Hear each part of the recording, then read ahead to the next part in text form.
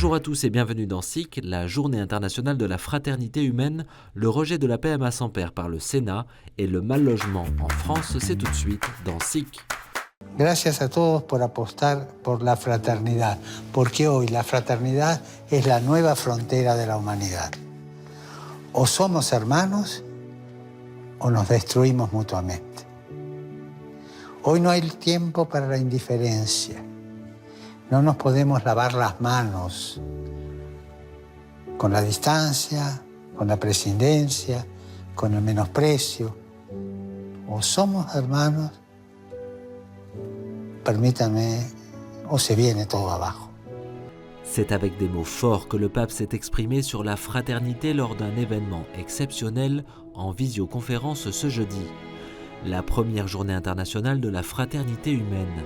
Le pape François et le grand imam d'Al-Azhar, Ahmad Al-Tayeb, ont célébré cette journée et renouvelé leur volonté de travailler ensemble pour favoriser la paix mondiale et la coexistence commune. Lors de l'examen du projet de loi bioéthique en seconde lecture, les sénateurs ont rejeté l'article 1 permettant la PMA sans père, amputant le texte de sa mesure emblématique. L'autoconservation des ovocytes, la possibilité de pratiquer une interruption médicale de grossesse pour détresse psychosociale ou encore la retranscription complète d'un acte de naissance étranger pour les enfants nés de GPA ont elles aussi été supprimées. Un scrutin salué par les associations opposées au projet. Caroline Roux, déléguée générale adjointe d'Alliance Vita, évoque une démarche législative d'avant-garde par une approche bioéthique qui intègre les enjeux écologiques, environnementaux et humains. De son côté, Ludovine de la Rochère, présidente de la Manif pour tous, appelle au retrait de ce projet de loi qui divise les parlementaires et fracture la société. La navette parlementaire se poursuit puisque l'Assemblée nationale examinera une nouvelle fois le texte en lecture définitive. La crise sanitaire a renforcé les inégalités et la crise du logement en France. C'est l'un des enseignements du dernier rapport sur l'état du mal-logement publié par la Fondation Abbé Pierre début février. Autant pendant le confinement, pour la plupart des gens qui sont logés correctement, le logement a été une bulle protectrice, autant pour les personnes mal logées, ça a été une prison et qui a eu des effets très graves sur l'état de santé psychologique, sanitaire des personnes. Accroissement des risques de contamination, du chômage ou encore blocage des attributions HLM. Selon la Fondation Abbé Pierre, ce sont aujourd'hui plus de 4 millions de personnes qui souffrent du mal-logement en France. Et la Fondation craint une aggravation de la situation dans les mois à venir. Elle appelle pour contrer cela à un sursaut collectif pour faire de la fraternité une des valeurs cardinales de notre société. Je suis lumière. Je suis lumière. Je suis lumière. Je suis lumière. Je suis lumière. Je suis lumière. Je suis lumière.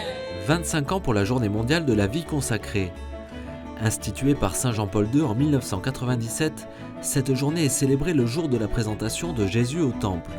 Le 2 février, plusieurs célébrations ont eu lieu dans le monde entier.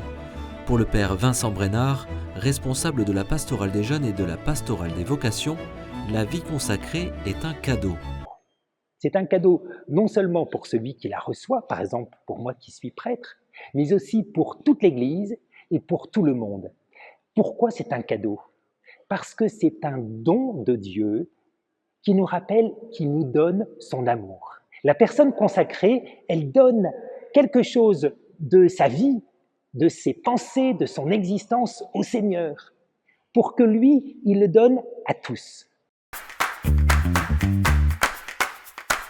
L'appel du Saint-Père est très clair. Nous ne pouvons pas détourner le regard.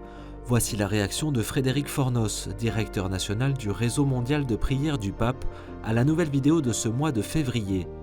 L'intention de prière, les femmes victimes de violences. Alors que la pandémie a renforcé l'insécurité domestique d'après ONU Femmes, l'entité des Nations Unies consacrée à l'égalité des sexes, le pape invite à la prière pour lutter contre cette dégradation de l'humanité tout entière. Los testimonios de las víctimas que se atreven a romper su silencio son un grito de socorro que no podemos ignorar. No podemos mirar para otro lado. Recemos por las mujeres que son víctimas de la violencia, para que sean protegidas por la sociedad y para que su sufrimiento sea considerado y sea escuchado por todos.